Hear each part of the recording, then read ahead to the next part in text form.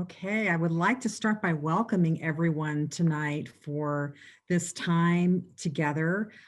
We're calling it Back to Standing, a time for hope and resilience.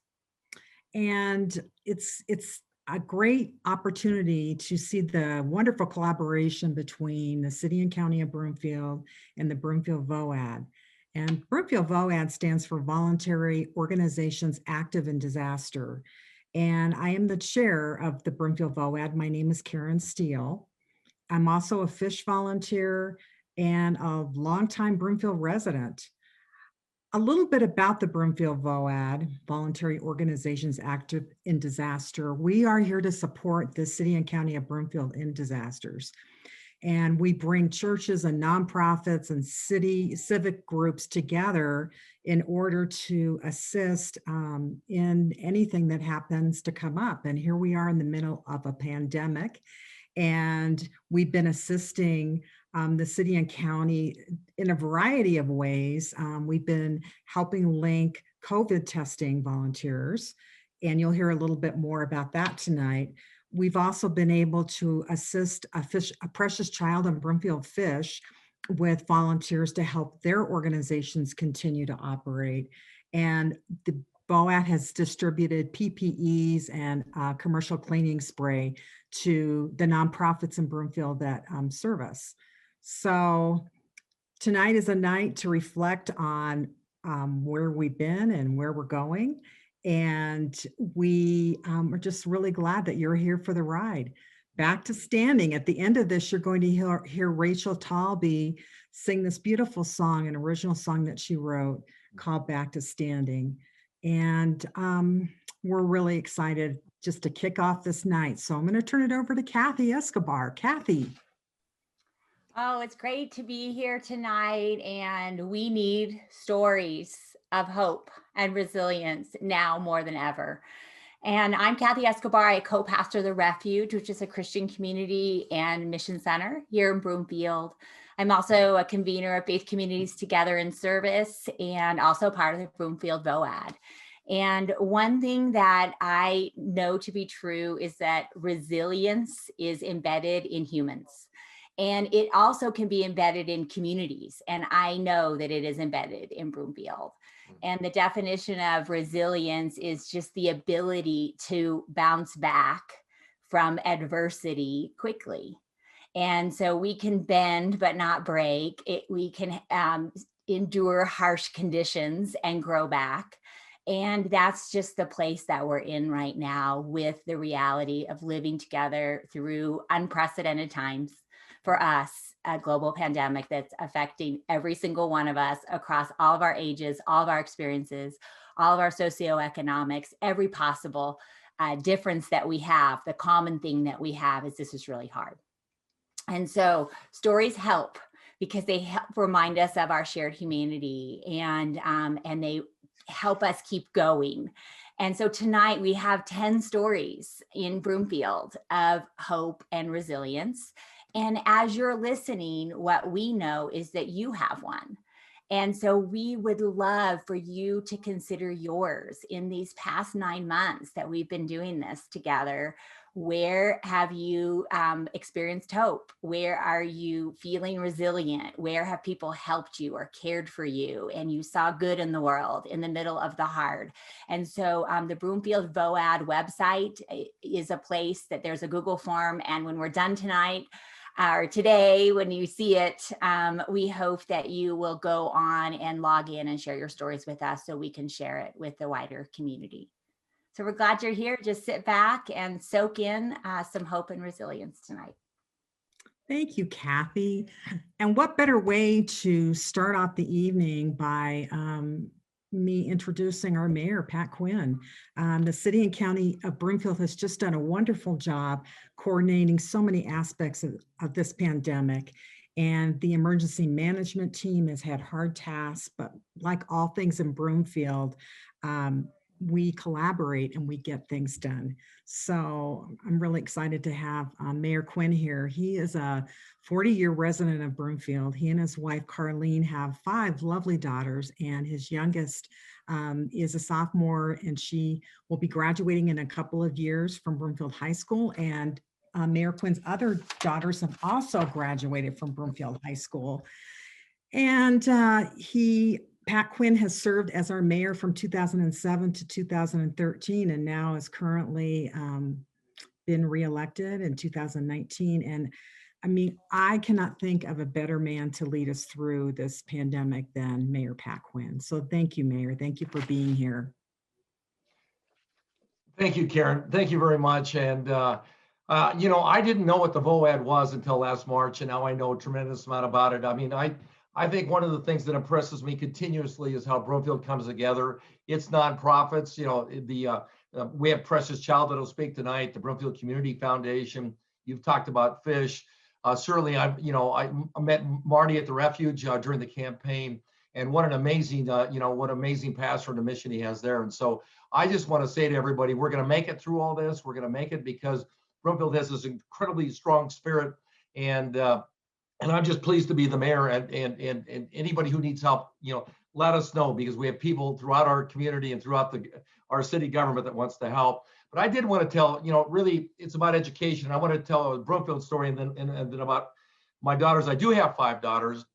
4 are involved in education. 2 are students. One is a law professor at University of New Hampshire, and one is a STEM coordinator in Adams 12. And our 50-year-old daughter, as you said, is going to Broomfield High School.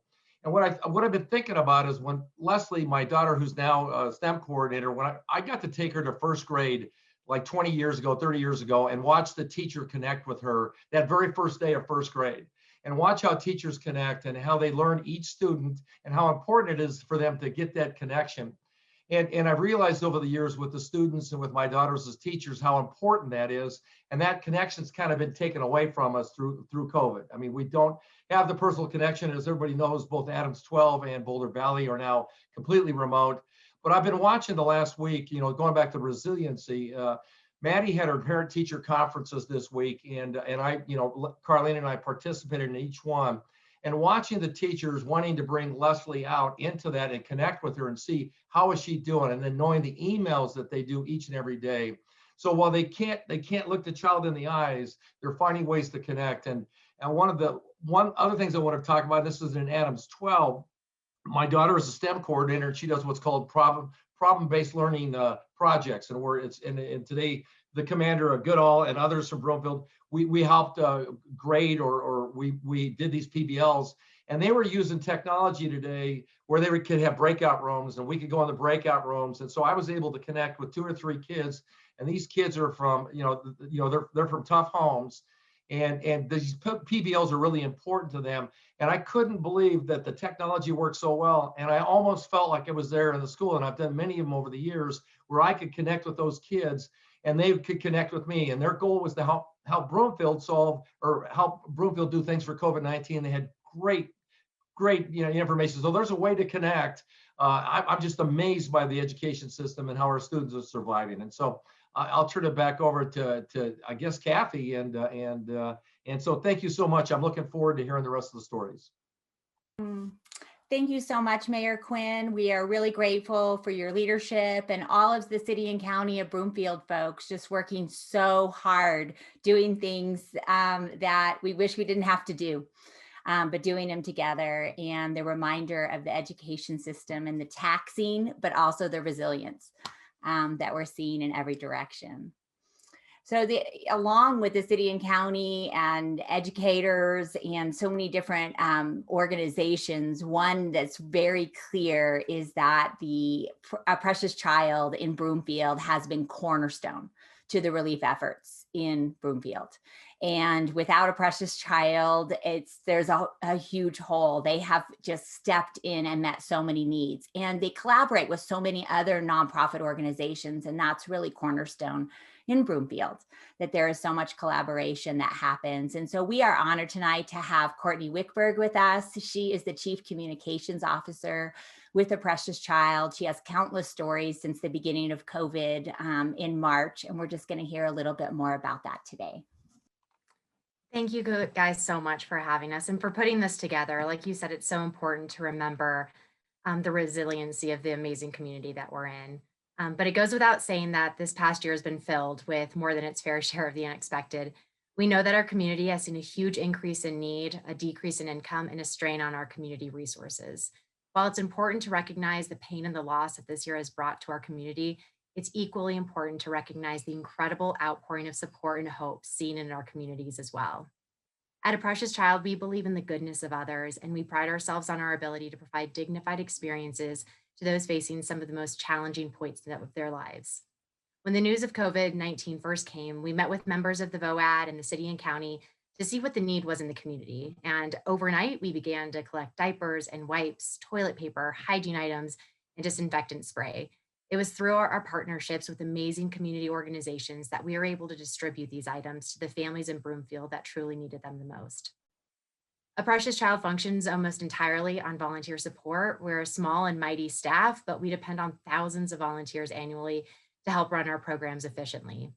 At first, we were concerned and scared that without our volunteers, we wouldn't be able to serve families in need. But that's when we were truly humbled when our regular volunteers showed up immediately with newly hand-sewn masks for themselves, staff, and our clients. We received calls from the community members asking how they could support us, what the greatest needs for our families were at the time. We had city council members and members of the VOAD come in and help fill thousands and thousands of disinfectant spray bottles. Boxes began flowing in from our Amazon wish list and covered our donation center floors. The incredible outpouring of support helped us as a community reach new moms who were desperate to find diapers and wipes for their newborn babies, grandparents who were trying to keep up with their rapidly growing grandchildren, entire families who had contracted COVID and needed basic hygiene items, and even some of our colleagues within the area who themselves are experiencing all of the hardships brought on by this pandemic. Through a year that has tested our resilience, our adaptability, and our community as a whole, we have proven that collaboration and dedication to a mission can overcome the most trying of times. The collaboration this group has accomplished makes us at A Precious Child so proud to be a part of the Broomfield community. Recently, we've put a gratitude jar in our empowerment center. It's a simple glass jar with a small little sign that explains that it's impossible to experience gratitude and fear at the same time. We encourage our clients and our staff to jot down pieces of gratitude and put it in the jar. I want to share this one quote we received from a client that I'll ask all of you to keep with you as you continue on in your efforts to support the most vulnerable members of our community. I'm grateful for this family of lovely people working from the goodness and generosity in their hearts. It makes me realize that we're not alone. And so thank you so much for being a part of this community. Thank you so much for being so supportive and amazing. A Precious Child is just so honored to be a part of it. And thank you, Courtney. Thank you for being here tonight. And also thank you for your leadership in the VOAD. I remember those early days of us huddling together in your office and trying to imagine what's going to happen next. And we couldn't possibly imagine what was going to happen. So thank you, Courtney.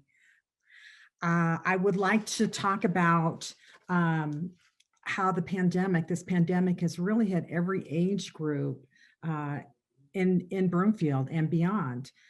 Kids have lost their school friends, their school life, their school year as they knew it last year. And our young people are our future, as Mayor Quinn alluded to. And tonight, I'm just really thrilled that we get to hear from one of our youth in Broomfield. Her name is Lucia Fang, and Lucia is a senior at Legacy High School. She is a delight to everyone that meets her. She has been the co-president of the Broomfield Fish Youth Advisory Board, and Lucia was crowned Miss Colorado in 2019. So Lucia, thank you for being here. It's lovely to see you. Thank you so much for having me, and thank you for that introduction. I really appreciate it. So like you were saying, I am currently a senior at Legacy High School, and I think similar to many of us who are watching this, the pandemic has made normal routines for us that we often take for granted a complete challenge. And so because of that, I've missed out on a lot of opportunities that I was really looking forward to, whether that means clubs, sports, or other kind of travel, especially now towards the holidays. And I've discovered a new kind of challenge, which was navigating my future with college applications and schoolwork during this unprecedented time. So, as you can imagine, it's been a little tough and hard to stay motivated there. But while I battle my everyday stresses and hardships, what I'm incredibly grateful for is our community's resilience, which I am honored to witness at Broomfield Fish every time I get the chance to volunteer. Every time I enter that building and find other volunteers that never fail to make me smile is something that I'm so grateful for. And when I'm working at Fish, I get to forget about everything that I've been worried about and for a few hours focus on the task at hand, which is serving others. So for me, it's this kind of pure serenity that's developed into a new kind of therapy.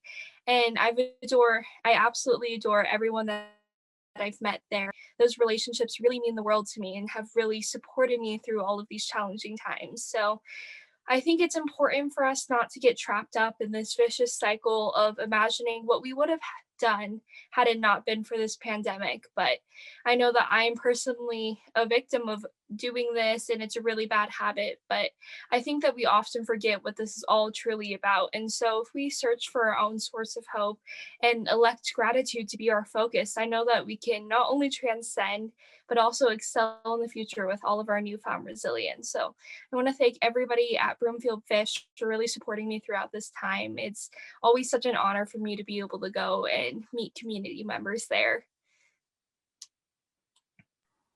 Thank you so much for sharing, Lucia. And the future is in good hands.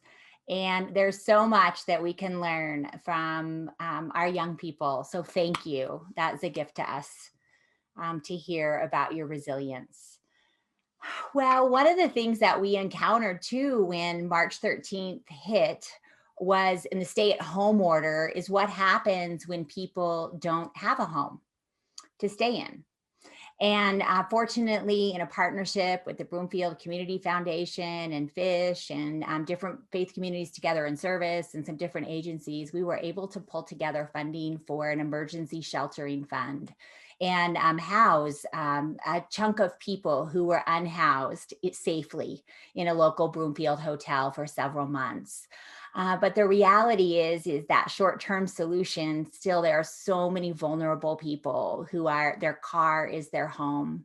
And so we are grateful for the ways that faith communities are able to do some things that other people can't and other organizations can't. And so tonight we have Reid Lester with us, and Reid is the director of Connectional Ministries at Broomfield United Methodist Church.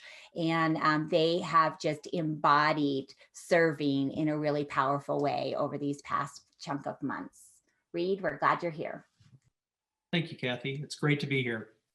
As Kathy said, I'm Reid Lester, the Director of Connectional Ministries at Broomfield United Methodist Church. Back in March, during the initial spike in COVID, we saw the first set of safer at home orders. And for most of us, that meant a lot more time at home. But what happens if you don't have a home? What happens if you've lost your home or your employment has shut down? Where do you go if it isn't safe to stay in your home with family members who have health conditions? Many members of our community found themselves living in their cars. Through our church's membership in the Broomfield VOAD, the police department approached us and asked if they could use part of our parking lot to house people living in their vehicles. We jumped at the chance to repurpose our parking lot. It was going unused anyways, since we had moved to mostly virtual worship services. And what a great opportunity to serve our community in a new way. Thanks to a grant from the Broomfield Community Foundation, we were able to provide facilities so those staying in our lot could use a restroom and have access to clean water. We partnered with the Colorado Safe Parking Initiative to make sure we used best practices so our lot would be safe for all of those staying with us, as well as those living in the neighborhoods around the church. We love their mission of providing safe legal parking for individuals and families experiencing homelessness who are living in their vehicles in our community. Our mission at Broomfield UMC is celebrating the image of Jesus in everyone. We seek to love all people as Jesus loves us, no strings attached. Because we want to serve those staying in our lot, We have connected them with our ministry partners like Broomfield Fish and A Precious Child. Access to resources in our community has been a key part of making sure this is a temporary situation for those staying in their vehicles. Our goal is to help each person move toward permanent, stable housing. And over the last 9 months, we've had 10 different individuals or families stay in our lot. Some have stayed for a few weeks, and some have been with us the entire time. It's been our honor to serve and treat each of these people as valued members of our community. And with safe parking at Broomfield UMC, we are grateful at such a time as this to put our faith into action through serving others. God bless everyone. Thank you, Reid. I might be mistaken, Reid, but I think that you're the first church in Colorado to do this. Yes, we are. Just tremendous effort, and so thankful to you and Broomfield United Methodist Church. Thank you for all that you're doing to really serve this vulnerable population. Thank you, Reid. Well, it's my pleasure to introduce to you now Dr. Jeffrey Freeland. He, when COVID first started, Dr. Freeland volunteered his time to take the charge on COVID testing in Broomfield. And testing is an important part, a necessary part of fighting COVID. And through the efforts of the Broomfield City County and volunteers from within the community and VOAD, Dr. Freeland has taken the reins and he's leading that charge every week in Broomfield. Dr. Freeland works very closely with public health, and he's a retired Navy doctor. And I know that he's my hero, but I know that he's many people's hero, especially if you ever go through the COVID testing in Broomfield, you'll see Dr. Freeland there. And if he didn't have a mask on, you would see this big old smile on his face. So Dr. Freeland, welcome, and thank you for being here. Well, thank you so much for letting me take part in this and talk about some of the areas of hope that we've had as we've all battled together through this COVID-19 challenge. You know, as you can probably remember, back in those scary days, back in March, April, May, when COVID was first coming out, some of the hardest hit populations were our elderly, particularly those living in long-term care facilities. So that's where a lot of our focus was initially. The poor staff and the leadership and all those things were really becoming overwhelmed. If you probably remember, almost half of the cases and almost half of the deaths were coming out of old folks' homes or long-term care facilities. So with a multidisciplinary approach, we were able to pull together teams from public health, from all of our volunteers and multiple people with medical backgrounds here in the community, as well as a lot of our city leadership, and put together a organized plan to particularly target these folks that were struggling. We helped them get over a lot of their shortage problems, helped them get some of the personal protective equipment that they needed. We worked with them to develop strategies of infection control, particularly cohorting and limiting the cross-contamination between employees. Staffing, surprisingly, was a big problem for our long-term care facilities. So there's a lot of effort put into bringing and recruiting staff, and then trying to help the staff that were there that felt overwhelmed feel like they were being supported. And then, of course, probably the pillar of getting this under control was a regular and organized testing approach, where we got on regularly scheduled testing of either our long-term care facility residents as well as the staff, so that we could stop the internal spread of that disease. And as you mentioned, back in April and May, they represented almost half of the deaths and almost half of the cases in our area and the surrounding community. And by June, July, we had a whole 3-month period where we had 0 cases of COVID in those long-term care facilities. Starting to see a few more now as it's building up in our community, but still they're just onesies and twosies, nowhere near the overwhelming numbers that we were seeing back at the beginning. And so it was an outstanding effort, and it was great to see. And I appreciate seeing this community come together to support those folks and get our most vulnerable population back in the game. So, but thank you again for inviting me. Thank you so much, Dr. Freeland, and just being on the front lines and mobilizing people and making sure that the most vulnerable get what they need to stop this spread. And so we're really grateful. We know we have a long road ahead. But a peace is remembering where we've been and how much we've done and how much we can keep doing moving forward because of what we've learned. So thank you so much for sharing tonight and for your service. One of the things that it's already been illuminated as people have been sharing is that those who are most vulnerable are the most impacted by the pandemic. We're all impacted in different ways, but when there aren't safety nets and there aren't certain things in place, we need extra support. And so our next story is from a single mom who exited an abusive marriage in the middle of the pandemic. And without a safety net here, with family living thousands and thousands of miles away, and an immigrant from another country, she really embodies resilience and hope and getting the support that she needed in the community. So for safety reasons, she can't read her story on video here tonight. And all of our stories here, this is an unproduced and just raw and one after another, just sharing from our hearts evening. And we are glad for that. We need more of that, actually, where we're just kind of sitting together. But she couldn't sit here for her safety, but she was very important for her to share her story. So I'm going to read Jane's story. These are her words. My name is Jane, and I am originally from West Africa. I moved to the USA with a student visa to go to school right after high school. I did learn English here and always have been an honor student. I have several degrees and I have always worked hard, even while I was in college as a full-time student while working full-time. It's hard to say this, but I fell in love with a guy here in Colorado who was very abusive. I could not talk to anybody because I was ashamed and did not want to be a single mom. My parents were married for many years and I did not want to fail. There were so many hard things that happened with calling the police and trying to protect ourselves. With my family in Africa, I did not have anyone. The message I got was that I was never enough. I lost my self-esteem and could not focus at work. I did not know that I was in an abusive relationship until the middle of COVID, and I found myself without a job and being threatened. I knew I couldn't be in lockdown with this situation, so I ran from Denver to Broomfield and found a place for my son and I. I heard about Fish, and they were a lifesaver for me.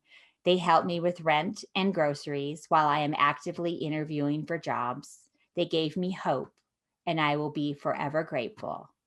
And I cannot wait to be able to give back. And I think hope is one of the most important elements in our daily living. Is when things are bad, we all need that hope that things will get better, and they will get better. I would like to introduce to you Tina Eichner. Tina is the new owner of Our Broomfield magazine. She is the marketing manager of Renewable Energy Labs, and she is their communications specialist. She's also, her night job is a ballroom, a competitive ballroom dancer, and she and her partner, Lucio, they look pretty good out there on the floor. Tina is a lifelong resident of Broomfield, and we just thought, who better than a communication specialist to tell a story about communicating than Tina Eichner. Welcome, Tina. Thank you so much. Thank you for having me. It's such a pleasure to be part of this and hear the stories we've heard so far tonight. I'm just overwhelmed with the inspiration. I want to write about each of these people in the magazine, and I'm going to try to hit some of them. So I'll be in touch. Yes, today I wanted to talk a little bit about connection and how difficult connection is right now for almost everyone. So these are some thoughts I wrote down recently, and Karen caught me on Facebook, so here we are. I have become weary with captivity and solitude. I love our home, But I've started to loathe some of the walls as I spend more and more long and now darker days alone inside them. For 7, 8, and even 9 hours a day, I am interacting virtually with dozens of people. But just like email and text, I'm finding that true and accurate communication is difficult in this digital video world. A lot is lost in translation. Tensions are increasing, and I see the weariness in my colleagues' faces. People are beginning to be short with each other, and when the call disconnects, it is quiet, very quiet. Days stretch, and I don't leave my computer or my chair, and sometimes I don't even find time to go outside. Yet, I daily recognize and appreciate that I am one of the extremely fortunate, with few true impacts to my way of life and the comforts that I'm accustomed to. I'm working, and with great support from this community that I love so much, my husband and I even started a new business this year. But I miss small talk with strangers at the grocery store. I miss a morning visit with the barista at the office coffee shop and a hallway chat with a colleague that results in a 5-minute brainstorm. I miss running into friends at the dance studio, and I miss spontaneous visits with family and friends. And I miss hugs, and I'm not a hugger. And I find myself worrying for those who are truly alone or sick or in need. And then I try not to think about those things because it's just too much. It's so overwhelming. So instead, I'm doing a few things. I'm playing music. I'm burning candles. I'm buying myself flowers. I'm making efforts to step away from my computer and pause and greet my husband with a hug when he walks in from teaching school. I'm making more phone calls and checking in on people just to say hi. I'm making time to go out and play with my dog and scheduling more time out of my chair. Just 1 year ago, we were all hearing about COVID for the first time. We were just learning about this mysterious and possibly very dangerous virus, and we did not know what it might mean for us. And a year later, life as we know it is unimaginably changed. The foreseeable future is uncertain. And now we are entering a holiday season unlike anything most of us has ever faced. So be kind with yourself. Be kind to others. Find ways to give, love, help, and share. Do the small things to make life beautiful for yourself and others. It helps. It all helps, I promise. Thanks. Thanks for having me tonight. Thank you, Tina. Really appreciate those, especially your message of being kind to one another and to ourselves. That's so important that we give ourselves a pass during this time because things are hard. Dawn just popped on. Dawn, it's so great to see you. I want to introduce Dawn next. Dawn Rachael Boone, and she is an amazing lady. She is the aquatic supervisor of our pools in the city and county of Broomfield. And she's going to tell a really amazing story about when all the rec centers, everything closed down in March, and how city and county employees were redistributed, or they were reassigned to different nonprofits to help those nonprofits keep serving families. And Dawn, we're just delighted to have you here tonight. Thank you, Dawn. Thank you so much, Karen. I just want to first thank everyone for this great opportunity. It's been a really challenging week, and knowing there's so many people out there in our community with amazing stories of hope and kindness and positivity, it gives me strength to keep fighting forward. And before I want to tell my story, I just want to thank the aquatics and recreation staff for their true sense of grit and determination, compassion and kindness, and all their hard work the past 9 months. and for sticking by my side.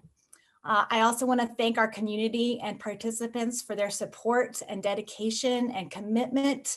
You give me strength, and I truly appreciate and love all of you.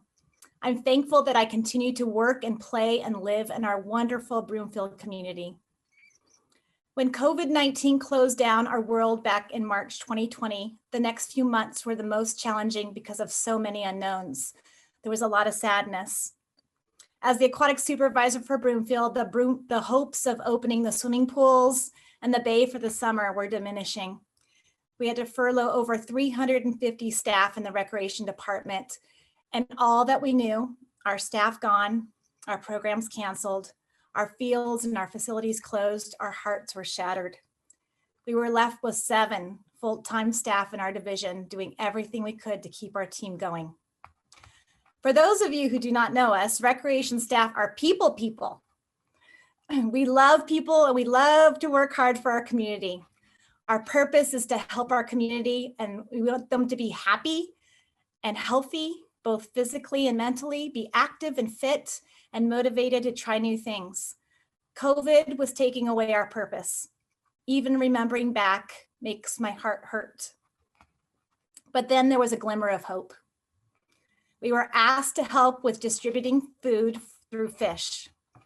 As a busy mom of 2, a husband who's a doctor, a full-time employee for the city, volunteering to help a local nonprofit organization has always been on my bucket list.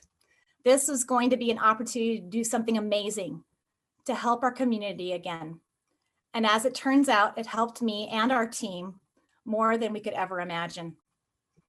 The recreation team joined forces with the staff from the library and open space to help with outdoor distribution of food from fish. We took turns every day helping out the amazing team at Fish with setting up tents and signs, preparing food boxes, and stocking up trunks of cars as community members drove through for food. Working for Fish gave us all hope and purpose again. It gave us something to look forward to every day, every week, to keep us going, to keep us moving, to give us strength and courage to keep fighting and working hard for our community. Seeing the faces of people in their cars, to hear their humble thank yous, to bring a smile to their eyes, and sometimes to see their tears of gratitude made us all want to come back. Helping Fish was an honor. The staff are amazing. The experience was priceless. It was the most humbling experience that I will always treasure. I know many of us look for silver linings in COVID to keep us going. Helping at Fish was not just a silver lining for me and our team. It was our saving grace. It was our happy place. It was one of those amazing moments and memories that I will take from COVID and remember as something that helped me get through. Thank you, Fish, to the staff, to the supporters in the community for giving me and our team the opportunity to give back, to give us strength to keep battling forward. Thank you for helping us find our purpose again. Oh, thank you so much, Dawn. You know, just hearing what happens when we can come together and find some good in the hard. And I also was reminded, you know, how hard, and Tina mentioned this too. I mean, even people who don't like to hug are longing for a hug. And that people, this is extra hard for, and sometimes we need to do that. So thank you just for all you and your team have done and will continue to do as we do this next phase together. Well, we've all been hit every strata, and we're just hearing 10 of them today, but we know that there are thousands, and small businesses have taken a huge hit with COVID. And with this week, when we're recording this in the evening, this will go out to the wider world in the daytime tomorrow, and then you may view it at a totally different time over the course of this week. But we know that this week and kind of going backward is really painful. And to honor that the small businesses feel that brunt in a really significant way. And so we are really grateful tonight to have Roger Reddig with us. And Roger is a small business owner here in Broomfield. And he owns Colorado Physical Therapy Institute. And their organization received a small business grant from the city and county of Broomfield to be able to continue to employ 10 people during the pandemic. And so we're grateful for you to be here tonight, Roger, and just share with us a little bit of hope on how you have kept on keeping on despite so many obstacles. Well, thank you so much. It's a pleasure to be here. I wanted to be here to be able to thank everybody that gave us the small business grant. It's been a crazy year and very, very busy. So this is a great opportunity. So again, I appreciate that. I'm obviously the person on the Zoom, but we have a fantastic staff that showed up through the close down and everything. And they were there to help patients. We've been around for almost 35 years in Broomfield. And I've been involved in fundraisers and Meals on Wheels, and I love helping the community. Makes you feel good. Then we moved in March 1st after 29 years in one location, and so it was a very busy time. And 2 weeks later, all of a sudden, we heard about this virus, and all of a sudden, surgery centers are closing, hospitals are closing, patient load just zoomed down to about 25%. We're trying to buy PPE things. I remember our first masks that we were able to find were $400 for 100 masks because most places didn't have any masks in stock. We were getting sneeze shields, spending a lot of money, not knowing where we're going. So our resources and our emergency fund pretty much evaporated. During this time, the staff stayed with us. They kept coming in, trying to protect themselves, see patients. It was really quite encouraging. When I first saw the grant information for this, I was like, you know, I'm used to helping other people, and I felt like I was too strong to ask for help. A friend of mine said, Rod, you know that good feeling you get when you help other people? And I nodded my head. And they said, let other people have that good feeling. And I have used that line so many times with people that help other people, but it was time we needed some help. It was the only way we were going to make it. So we got the grant. It bridged us to keep the clinic open. We employed 10 people. They're still employed. That affects 18 additional family members. So it really reaches out to a whole root of people. It was emotional to me that the community I have loved for so long and be part of and help people get better from physical injuries and just Meals on Wheels and stuff like that. Now they were able to help me, and boy, we needed it. Again, our great staff that's held together, and sincerely thank everybody for that opportunity. We expect to be around for a long time, God willing. We are going through some more Corona stuff these days, coronavirus. It's not just us, it's a lot of small businesses. So if we can work together as a community and help these small businesses, try to do takeout orders, try to do whatever we can. So when this coronavirus passes, which it will, we still have a community. And I just thank the Broomfield community so much for my lucky ability to take care of you as a physical therapist for years and be involved in the community. I think together, if we stick together, we're going to have a great community and a great future as a city of Broomfield. With Thanksgiving coming, I think it's a wonderful time to try to sit back and say, what are you thankful for? Because there's a lot of things to be thankful for. And of course, there's a lot of glitches. But if we all work together, and I guess people like me learn how to ask for help and accept it. Again, we really, really appreciate it, and we hope to be here for years to come. Thank you so much. Thank you, Roger. I think we all need to really think about our small businesses in Broomfield. And you're right, if we don't have those small businesses, we're not a community anymore. So thank you for your words and your thoughts tonight. Really appreciate that.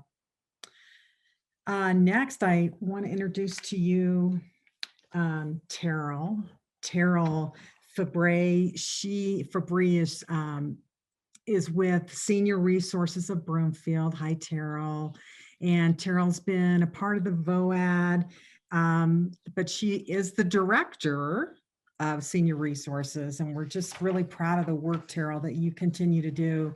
And early on in the pandemic, you were the one who reached out to the VOAD and said, what are we doing with seniors? We need to take care of our seniors. And so I think you have the biggest heart for all seniors in Broomfield. Thank you so much, Terrell. Oh, thank you so much for your kind words. And thank you for inviting me to share tonight. My name is Terrell Fabre, and I'm a 20-year resident of Broomfield. And I, like you, have many hats that I wear in my day-to-day life. And two of my favorite hats are, one being the director of the Senior Resources of Broomfield and enriching the quality of life for our Broomfield seniors. And two, being a mobile hairstylist for over 18 years here in Broomfield and helping those that have difficulty getting out of their homes.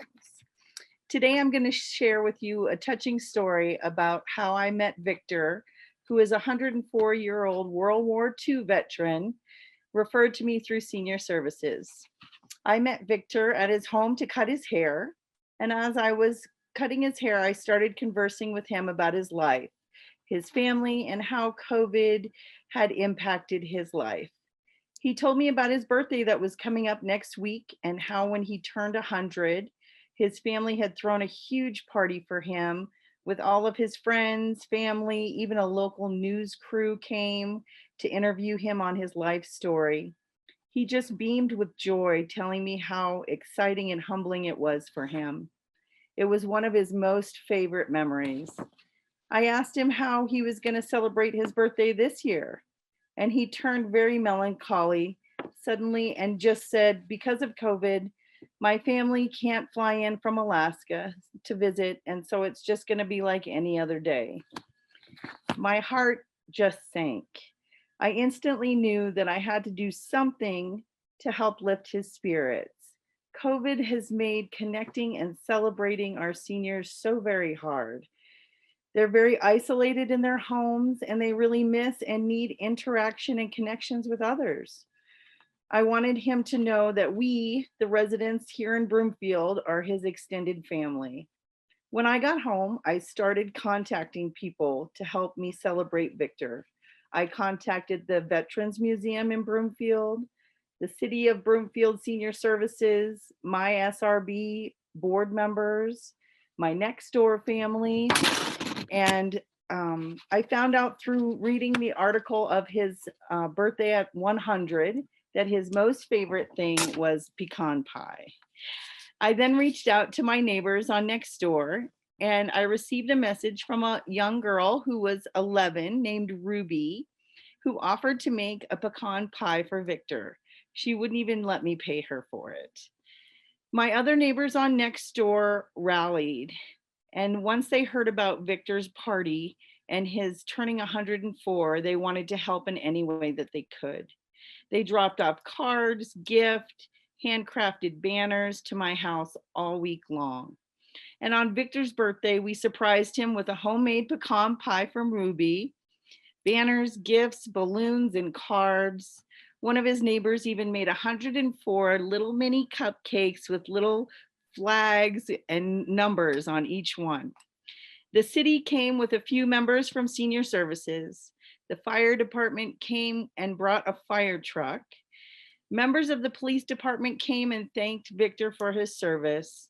The Broomfielder magazine or newspaper came and did a short interview with him and took many photos. A few members of the Veterans Museum came to give him thanks, and some of his neighbors came as well as his caregivers. We all wore masks, we followed all of the COVID guidelines and overcame all of the hurdles due to the COVID just to celebrate Victor. As we sang happy birthday to Victor on his 104th birthday, I saw tears of joy rolling down his cheeks. And in that moment, I was so proud, thankful, and grateful to be a part of this amazing Broomfield community. We all came together and united, proving we are all in this together.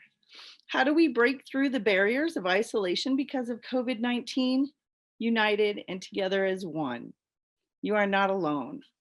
Patriotism and unity is alive here and well in Broomfield, and Victor will enjoy this new memory for many years to come.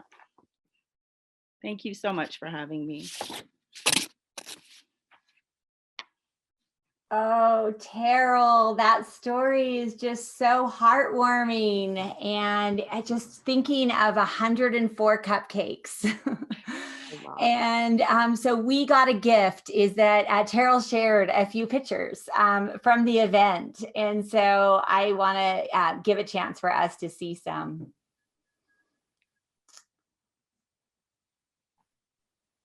Oh, I love seeing the kids too be part. It's so special. And there's the fire department. So what a beautiful story. Thank you for all you do, Terrell, to support seniors, along with, so many people who care for our vulnerable seniors. And one important thing that's coming is more technology for them. And so you can check that out on SRB's website, because in this technological world that we're living in, we need to equip our seniors with the tools that they need to keep going. So as we wrap up tonight, we are going to, Karen is going to introduce our final guest. We heard 10 stories tonight, and these stories hopefully will just be a little taste of just remembering that there has been so much good in the middle of the hard. And so we are going to keep standing together, and we are Broomfield. And so there are some things that we can do together. And one is to share your story. Please share it, and don't edit it, and don't wonder if it's small enough or not big enough. Whatever it is, we'd love to hear it. Go to the Broomfield BOAD. We also just really want to encourage us all to support local Broomfield businesses and nonprofit organizations on the front lines. Do reach out to your neighbors and help meet needs that you see and become aware of or wonder about. Ask for help and support. There's always help and support available, and so many ways to reach out to those services and humans. And seek beauty. Rachael is going to close us with a song tonight, and we need beauty and art and hope and light and anything that can help sustain us. And then definitely go to the City and County of Broomfield's website for COVID-19 information and stay up to speed and get on their list to get the updates if you don't have that already coming to you. And then most importantly, the thing that we can all do is really together follow all of the recommended guidelines for masks and distance and gatherings and testing, and play our part in helping build resilience as a community. So I'm going to toss it back to Karen, and she's going to introduce our last guest for this evening. We're so glad that you could spend this time with us. We were together at night. You could be watching it in the morning. What we do hope is that it was somehow encouraging to you, and that you will share it, and you will definitely share your story with us. And thank you, Kathy. Thank you to all of our panelists for just really sharing their heart during this difficult time. I mean, we're all feeling the same feelings, and it's nice to recognize those. And it's also nice, though, to have beauty and hope. And I want to introduce my friend Rachael Talbian. Rachael is a singer-songwriter that I met, and she performed some beautiful songs at my son's wedding when it wasn't COVID. And just a dear person, and she has written Back to Standing. And so she's an amazing person. She also is a character actor and a visual artist, and has been dabbling with watercolors. I've seen a few of those, Rachael. So again, thank you, Rachael, for being here, and take us out. We want to hear this beautiful song that you wrote, Rachael. You are so sweet, Karen. Thank you so much. I'm honored to be here, and honored to have heard all of these wonderful stories this evening. I just, it's really helped me feel a little less alone for sure. Just seeing all of your faces and hearing the wonderful things that each of you have been doing during this time, and all the different people that have been supported and are supporting other people. It's just wonderful. I myself, as Karen said, I'm a songwriter and a character actor and an artist, and it's an interesting time to be an artist. I myself was doing a lot of work in the event industry, and that's gone. I mean, there's a lot going on online, but being with people is just not happening quite as much now, is it? The good thing though about this for me though is it's given me an opportunity to really think about what I want to be doing with my artistry. And one of the most important things to me is finding ways to connect with others authentically. And I find that the best way to connect with others is with the true experiences that we're having. And even when they're challenging and not fun to feel, they're still important. They're just as important as the beautiful things that we feel. And in fact, I feel like they inform the beautiful things that we feel. They show us what's important. So that's probably the most beautiful thing for me to come out of this time. And one of my favorite things to do anyway is write songs about the things I'm actually going through. And this is one of my favorites that I've written during the pandemic. It's a really special one to me. It's a song about how the beautiful things that come from the hard things that we experience. It's called Back to Standing, and I'm honored to play it for you.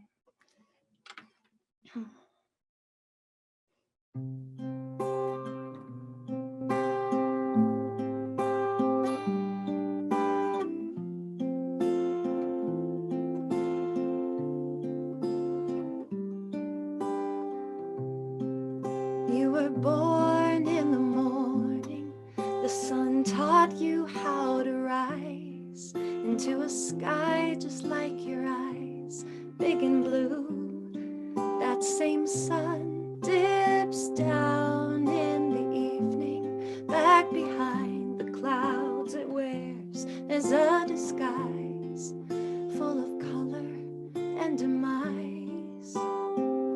It's a natural cycle.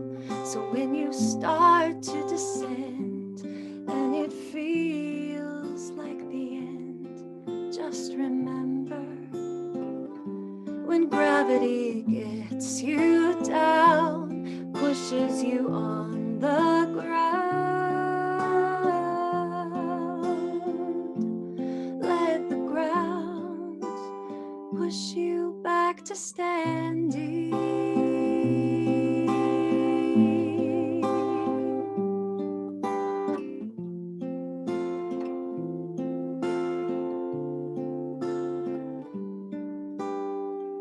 It's a beautiful thing to be alive, even when you have to strive to get by or get what you want. And when you fail, there's a lesson to be learned, a message you have earned. If you can take it, it can cut deep down to where you're holding on to something or someone you love. When it's time to let go of what you needed to know to get around, let the ground push you back to standing.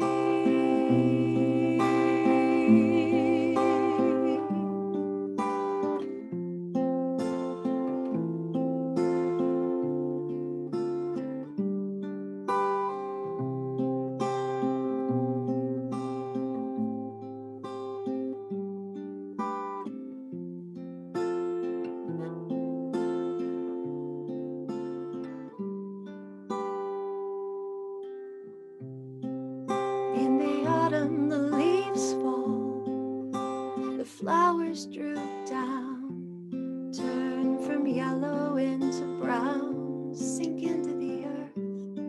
It's in the dark, damp soil where death becomes life, and it goes around and around and around and around.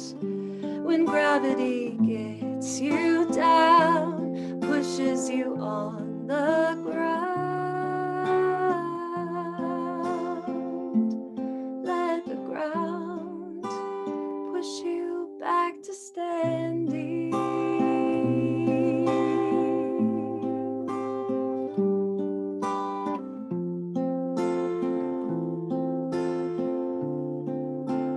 Push you back to standing.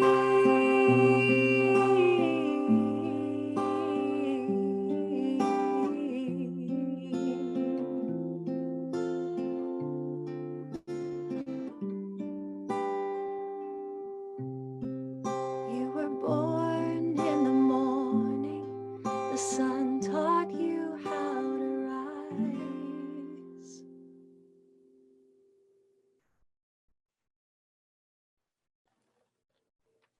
Thank you for listening.